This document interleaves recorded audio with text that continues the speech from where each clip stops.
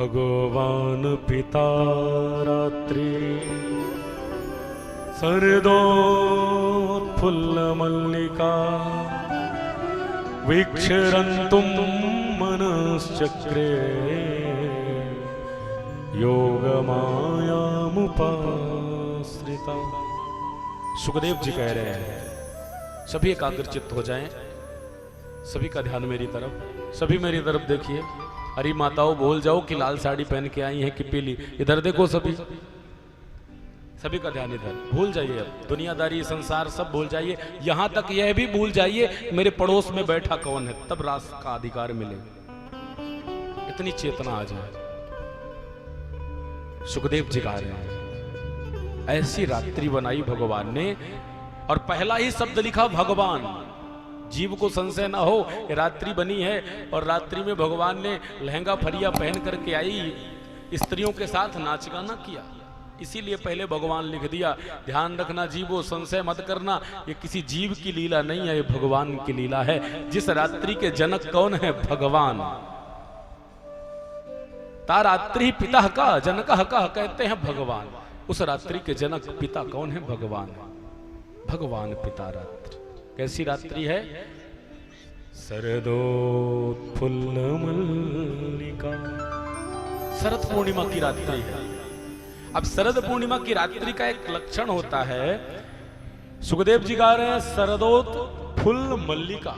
फूल फूले हैं मल्लिका के। वस्तुतः कभी भी शरद पूर्णिमा में, शरद की ऋतु में मल्लिका का पुष्प नहीं फूला करता। इससे भी प्रमाण मिलता है मल्लिका का पुष्प कभी भी शरद ऋतु में नहीं आता। और मल्लिका का पुष्प कब फूल रहा है? शरद पूर्णिमा की रात्रि जब हुई तब। क्यों? यदि हम जैसे संसारी की लीला होती तो संसार में महाराज शरद पूर्णिमा जब आती है तब मल्लिका का पुष्प नहीं आता। ये भगवान की रात्रि है और ऐसी वैसी रात्रि नहीं है, कोई 6 घंटे 8 घंटे 10 घंटे की रात्रि भी नहीं है, पूरे 6 महीने की रात्रि है ये। दूसरा लक्षण समझिए, यदि ये जीव की रात्रि होती तो हम आप सब 15 मिनट नाचते हैं तो पसीने पसीने हो जाते हैं। महाराज हम झूमते हैं किसी बच्चे के उत्सव में तो महाराज इतनी स्थिति खराब होती है कि बाद में पैरासीटामोल और खानी पड़ती है। पर भगवान के साथ जब ब्रजांगनाओं ने नृत्य किया तो महाराज इतनी झूमी 6 महीने तक किसी को पता ही नहीं चला कि हो क्या रहा। एक रात्रि 6 महीने के बराबर की हो गई। रात्रि का समय अवधि उतनी ही बनाई पर उसको 6 महीने की बना दी भगवान ने अपनी करुणा से। और 6 महीने की रात्रि में किसी भी गोपी को सर दर्द नहीं हुआ कि झंडू बम लगा लूं थोड़ा सा। ये नाचने गाने की लीला है ही नहीं है, ये काम की लीला नहीं है, ये श्याम की लीला है, ये काम विजय लीला है, ये कामारी की लीला है। कामदेव जी महाराज आए यहां पे। कामदेव जी ने आके कहा आज तो मैं मैदान का युद्ध लड़ूंगा। क्यों? किले के युद्ध तो मैंने बहुत लड़ लिए, घरों में एक स्त्री और एक पुरुष के जोड़े को तो महाराज मैं प्रभावित कर ही देता हूं।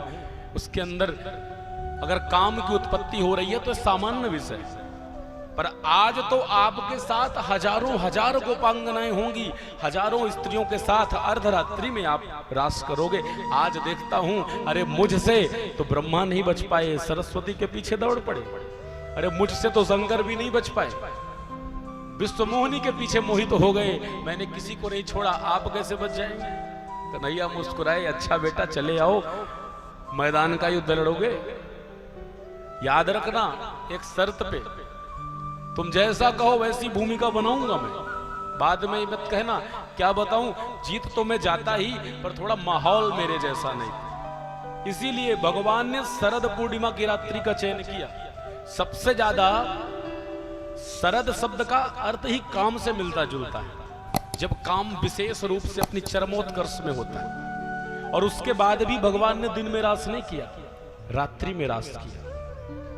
काम का विशेष रूप से प्रवाह रात्रि में होता है, इसलिए भगवान कहते हैं तेरे ही अनुरूप लीलाएं कर रहा हूं, रात्रि में करूंगा।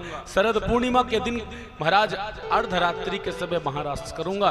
तुझे एक भी मौका नहीं देने वाला कि तुझे कहना पड़े आया तो था लेकिन आपने चीटिंग कर ली। नहीं, तेरे ही अनुरूप मौसम बना दिया है, तेरे ही अनुरूप समय चक्र बना दिया है। पर ध्यान रखना, मेरी एक शर्त है। क्या? जो इस युद्ध को जीत लेगा ना, हारने वाले को बेटा बनना पड़ेगा और जीतने वाले को बाप बनना पड़ेगा। मंजूर है कि नहीं? और मानो यही हुआ। बाद में कामारी मेरे कृष्ण जीत गए, तभी तो कामदेव बेटा प्रद्युम्न बन के आ गया। ये यथार्थ प्रमाण है। भगवान ने शर्त रखी थी, भाई जो जीता वो बाप और जो हार गया वो बेटा, इसलिए हारने वाले को बेटा बनना पड़ा। और ये तो कामारी हैं, प्रभु काम को भी लज्जित कर देने वाले हैं।